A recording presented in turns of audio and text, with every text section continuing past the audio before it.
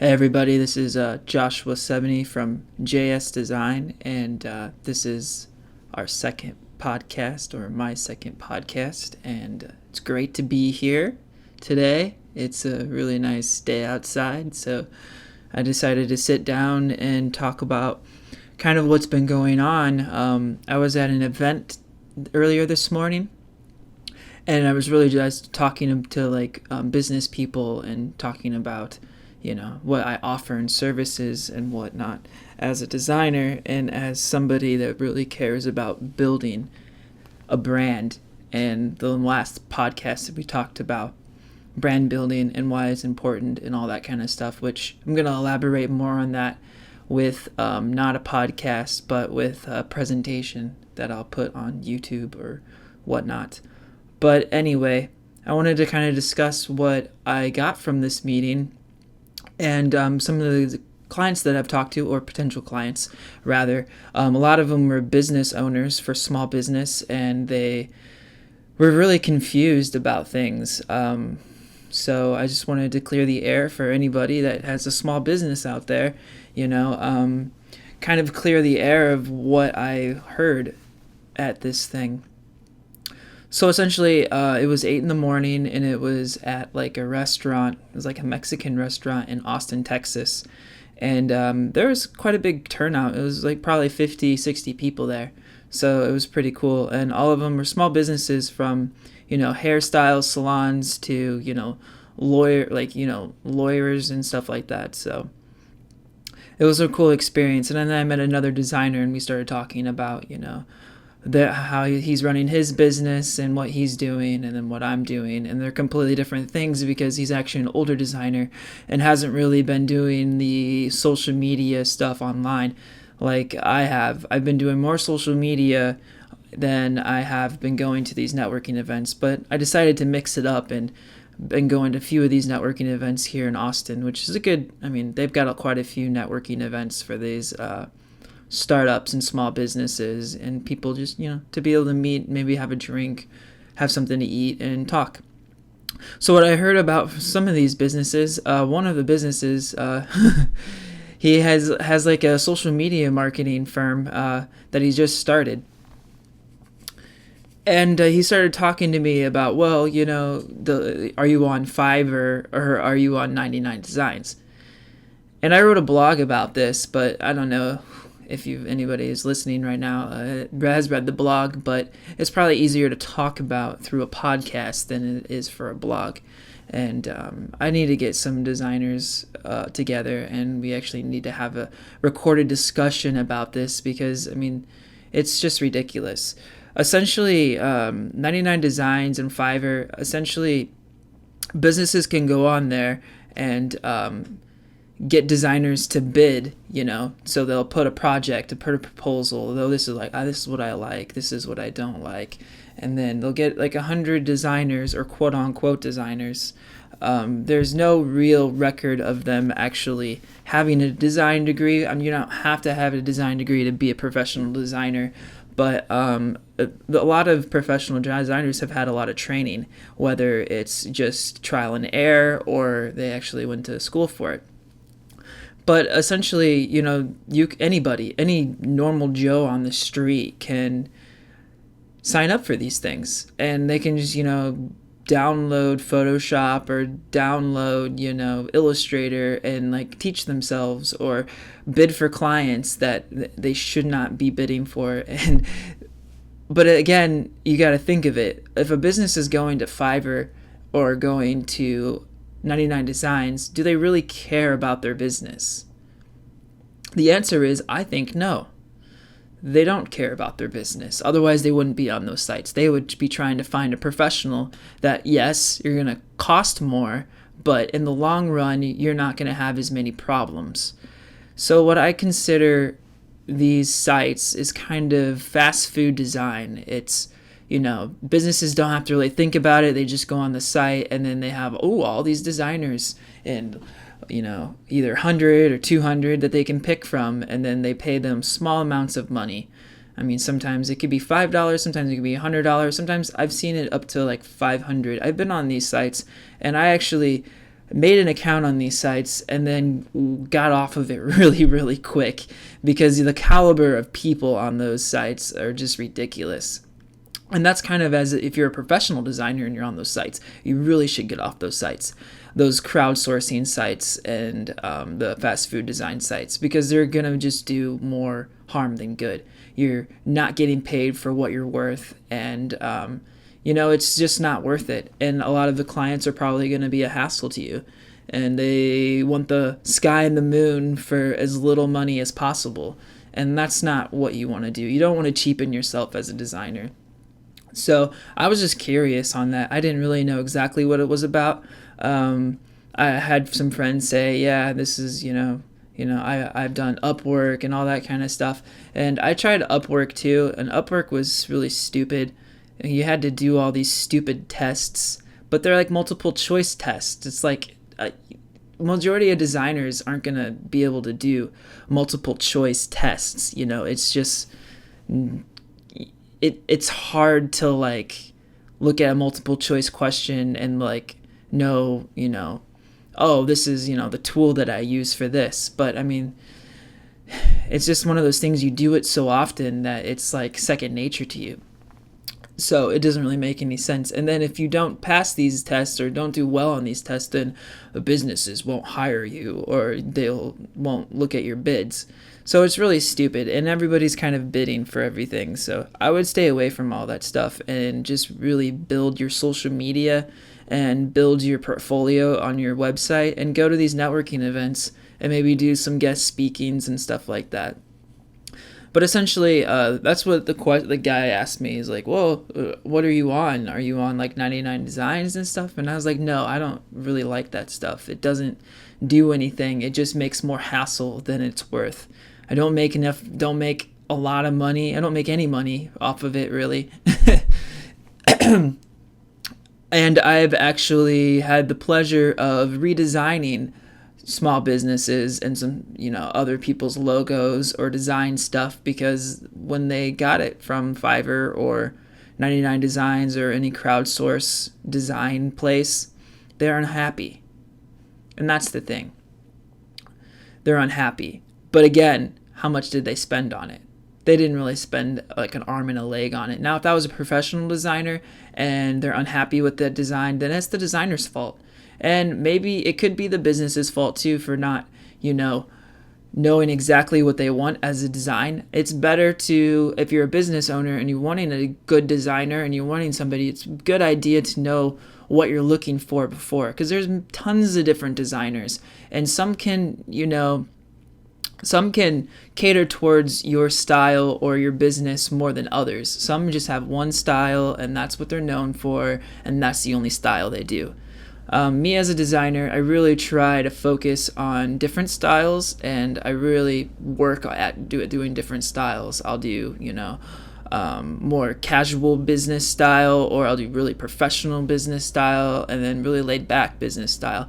And then I also do film stuff too. So like, genre related stuff, which is each is completely different. So I try to be as versatile as a designer as I possibly can be. And I think that's important.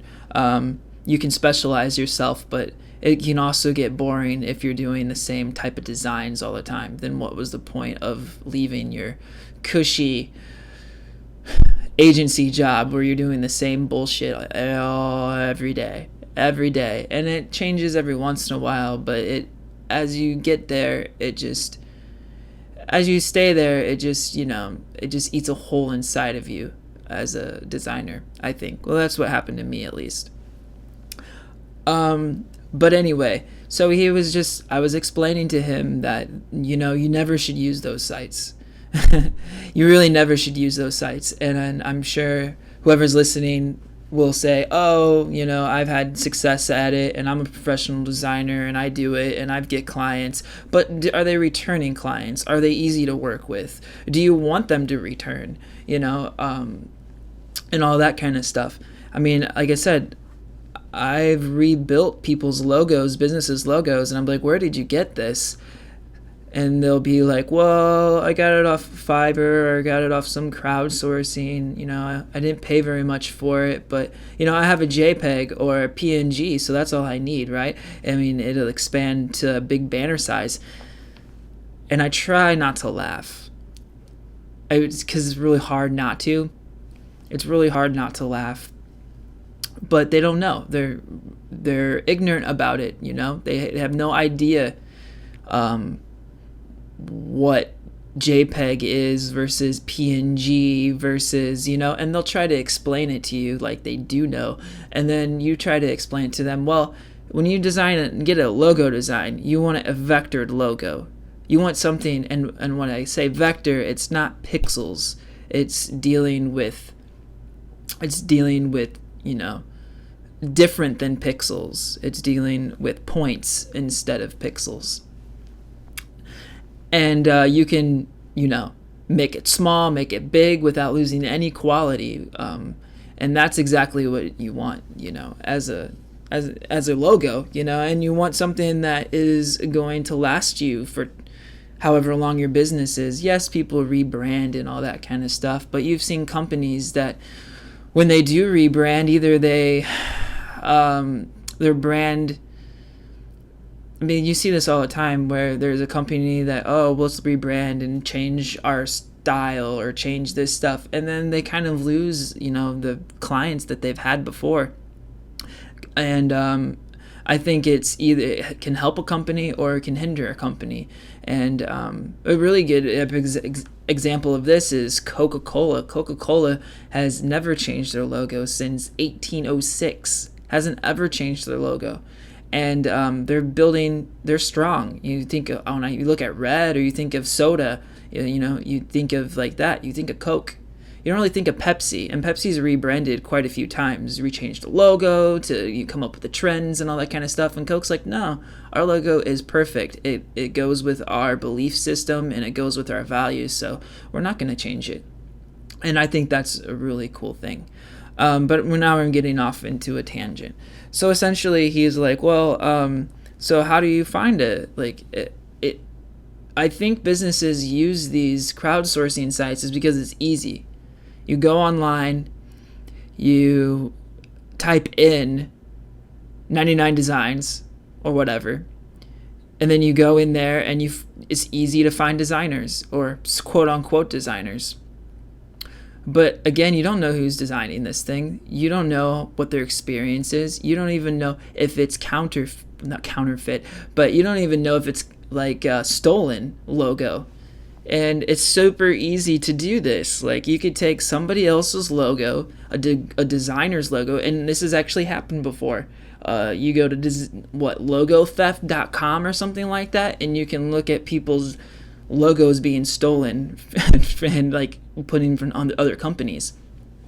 So essentially, what some of these people can do is they can take somebody's logo, a professional designer logo, and then use Illustrator and use the live drawing or draw, so it you don't have to even trace it or anything yourself. You just hit that button, and then you pick a few little templates or a few little filters, and then you can get like a blackened, vectored looking great part of your logo, and it's vectored, and then you can erase those parts and kind of erase the name and do all that stuff. And it's really stupid. It's really horrible that people do this, but you see it all the time online, and it's mostly from these sites. Yeah, you got like maybe a professional logo and maybe it is vector, but it could be stolen. So you don't want that either. You don't want to have this logo and then somebody comes up to you, or you see something like, hey, that's my logo, but it just has my name on it, and then it just doesn't make your business unique. So that's something that could happen from that. Or you could just, like I said, somebody can design the logo in Photoshop and use pictures and not drawing a vector at all. And that's going to pose a problem, because when you want to blow it up on a banner or you want a sign or something like that, you're not going to be able to do it. It's going to be pixelated and it's going to look horrible. And that's representation of your business too. So business owners out there, please, please, please hire a professional designer to do your design work.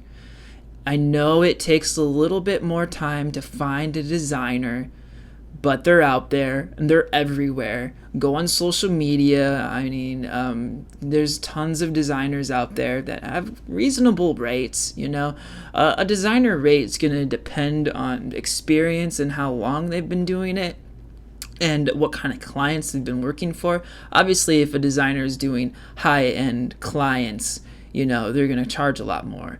But a normal designer, they may charge like $100, no, probably not $100 a day, probably more like $300 a day, $400 a day is a good rate, and $500 a day. I mean, there's designers that make, a lot more than that. They make $500 an hour, if they're super, super, super, super good and super quick. But yeah, so it's just one of those things that businesses really need to know. They really need to get it through their head that this is their business. They should really care about it, and they should get the best design work for it. If you feel like you'd like to comment about this and that you've been listening and you disagree or you totally agree, or you're a business and you really want to learn more about finding the right people for your work and for your job, and for either design or social media, or however you're wanting to grow your business and brand yourself. But it needs to be professional, because that is what people see first. And if they see a poorly done logo on your website or poorly done anything, it's going to reflect on your business. It's going to reflect on everything. So just be smart. Treat your business like you really care and like you really, really mean it. And please don't hire people from those fast food design sites. Thank you very much. Again, my name is Joshua Sebany from JS Design, and I hope you have a great day, and I'll talk to you soon. Bye.